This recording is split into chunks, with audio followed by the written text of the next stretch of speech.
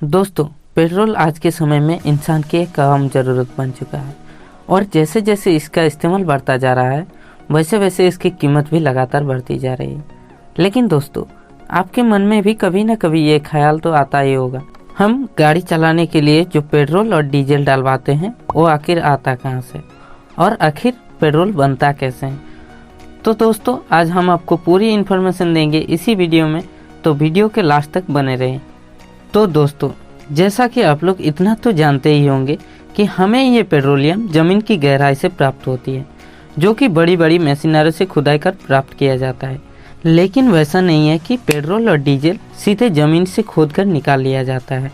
ऐसे में ये अपने शुद्ध रूप में नहीं होता है, बल्कि इनके साथ काफ़ी तरल पदार्थों का मिश्रण होता है, जिसे पेट्रोलियम से पेट्रोल पृथक्करण विधि द्वारा अलग कर लिया जाता है।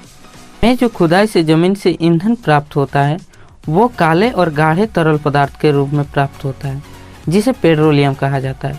पेट्रोलियम के कुएं होते हैं जिससे कच्चा तेल यानी क्रूड ऑयल को निकाला जाता है। अब आपके मन में ये सवाल आता ही होगा कि पेट्रोलियम ज़मीन के अंदर बनता कैसे है। तो आपको बता दें कि हजारों लाखों साल पहले पेड़ पौधे और जीव जंतु ज़मीन के अंदर पृथ्वी पर आए विनाश के कारण दब गए और बहुत ज़्यादा दबाव और गर्मी के कारण यही मृत पौधे और जानवर पेट्रोलियम में बदल गए। इसके बाद इंसान ने ज़मीन और समुद्र के अंदर पेट्रोलियम के ऐसे भंडारों का पता लगाया और समुद्र की चट्टानों से काले तरल पदार्थ का निकलना शुरू कर दिया। बता दें, पेट्रोलियम एक लैटिन भाषा का शब्द है जिसका मतलब है चट्टानों से निकलने वाला तेल। ज़मीन के अंदर से जो क्रूड ऑयल निकाला जाता है उसमें पेट्रोल, नेफ्था, केरोसिन, डीजल, मोम, पीच जैसी चीज़ मिश्रित होती है। इसके बाद कच्चे तेल यानी क्रूड ऑयल को साफ करने के लिए कारखानों में लाया जाता है, जिसे पेट्रोल रिफाइनरीज कहा जाता है। बता दें कि कच्चा तेल ज़मीन और समुद्र दोनों जगह पर पाया जाता है। समुद्र से कच्चा तेल निकालने के लिए समुद्र के ऊपर फ्लोटिंग रिफाइनरी बनाई जाती है और ज़मीन के अंदर जो तेल होता है उसे निकालने के लिए कुएं बनाए जाते हैं। लेकिन आपको बता दें, कच्चे तेल को ढूंढना इतना आसान नहीं। कई बार इसमें अरबों रुपए खर्च हो जाते हैं, फिर भी कच्चे तेलों का भंडार नहीं मिलता है।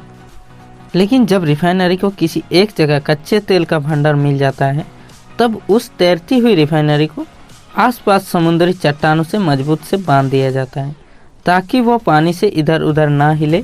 इसके बाद समुद्र के अंदर खुदाई की जाती है। यह बिल्कुल ऐसा तरीका है जैसे कि आप अपने घरों में बोरिंग करवाते हैं, लेकिन इसकी बोरिंग की खुदाई की अपेक्षा कच्चे तेलों की खुदाई की गहराई कई हजारों फीट तक होती है। इसकी खुदाई तब तक की जाती है जब तक कच्चे तेल नहीं मिल जाता है।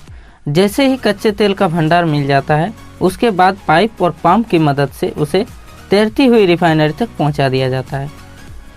ज़मीन पर भी जब कच्चा तेलों का भंडार मिल जाता है तो उसे भी रिफाइनरी में ले जाया जाता है। इसके बाद इस कच्चे तेल को बड़े बड़े बेलनाकार बर्तनों में डाला जाता है, जहां पर कच्चे तेल को गर्म किया जाता है। इसके बाद डिस्टिलाइजेशन क्रूड ऑयल प्रोसेस शुरू होता है और इसी प्रोसेस की मदद से पेट्रोल, डीजल, मोम, केरोसिन चीज़ों को बाहर निकाल लिया जाता है। आपको बता दें कि हर तरल पदार्थ का एक बॉइलिंग पॉइंट होता है। जैसे पानी का बॉइलिंग पॉइंट है 100 डिग्री सेल्सियस, ठीक इसी तरह से कच्चे तेल का भी बॉइलिंग पॉइंट निर्धारित है, क्योंकि कच्चे तेल में पेट्रोल, केरोसिन, डीजल और बहुत सारे ईंधन एक साथ मिश्रित होते हैं। इसीलिए कच्चे तेल को अलग अलग तापमान पर उबाला जाता है। जैसे जैसे कच्चा तेल उबलता है वो वेपोराइज यानी भाप बनने लगता है और अलग अलग तापमान पर अलग अलग चीज़ें हासिल होने लगती है।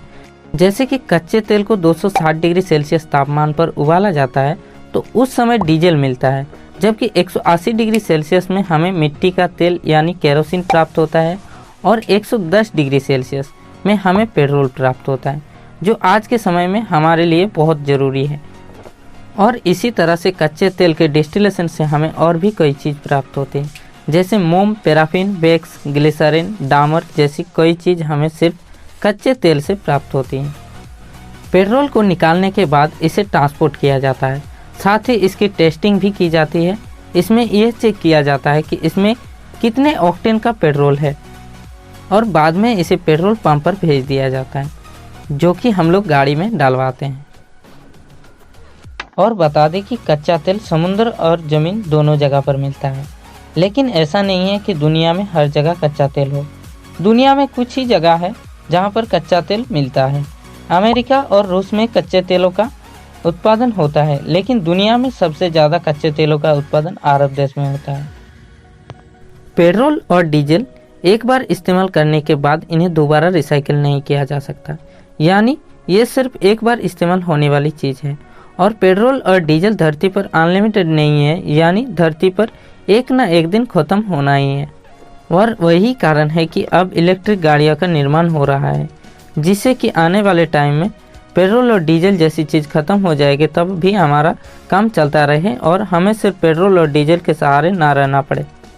अगर दोस्तों ये वीडियो आप लोगों को अच्छा लगा तो वीडियो को लाइक करें, दोस्तों के साथ शेयर करें और द लर्निंग एक्सप्रेस को सब्सक्राइब करना ना भूलें। जय हिंद।